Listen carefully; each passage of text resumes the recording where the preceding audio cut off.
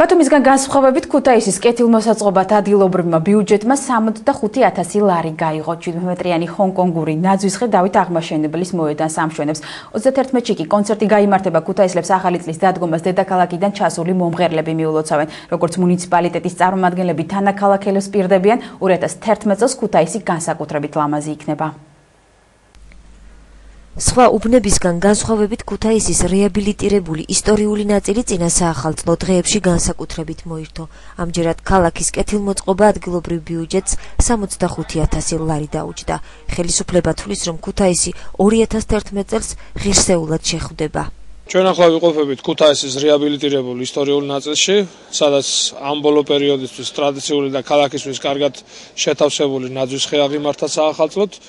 როგორც უყურებთ, ქუთაისი მშვენიერია და ლამაზია აი ამ სადღესასწაულო დღეებში, მაგრამ სიახლე იქნება სასიამოვნო სიახლე, ნაძვის ხე, რომელიც ჰონკონგიდან გამოვიწერეთ, შევიძინეთ, რომელიც უახლოეს დღეებში უკვე ჩვენს ქალაქში იქნება და დაიდებს აქ ბინას. 2011 წლის შესახვედრად ქალაქის ბიუჯეტში გამოყოფილი იყო 65,000 ლარი ქალაქის კეთილმოსაწყობად გასალამაზებლად, რასაც უყურებთ ახლა განათების საშუალებებს, ესენი არის შარშანდელი, მინდა გითხრათ, ქალაქის ცენტრალურ ნაწილში არის მხოლოდ ახალი სტრინგერები და სხვადასხვა დასახელების ნივთები შემატებული.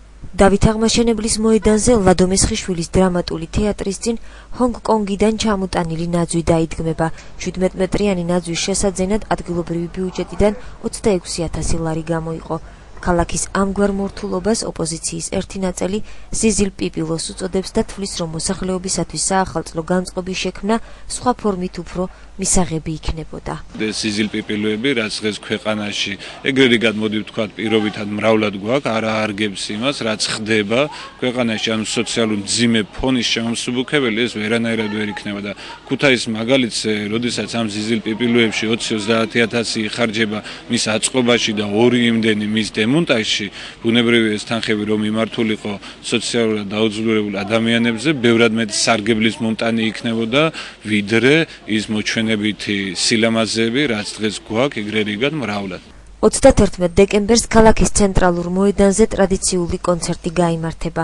მშობლიურ ქალაქში საახალწლო განწყობის შექმნაზე სეიშენი, ფრანი და რობი კუხიანიძე იზრუნებენ. ცენტრალურ მოედანზე სცენა მზად არის. ჩვენ 31-ში გვექნება გრანდიოზული კონცერტი ფრანის, სეიშენისა და რობი კუხიანიძის მონაწილეობით, ასევე ადგილობრივი მომღერლების.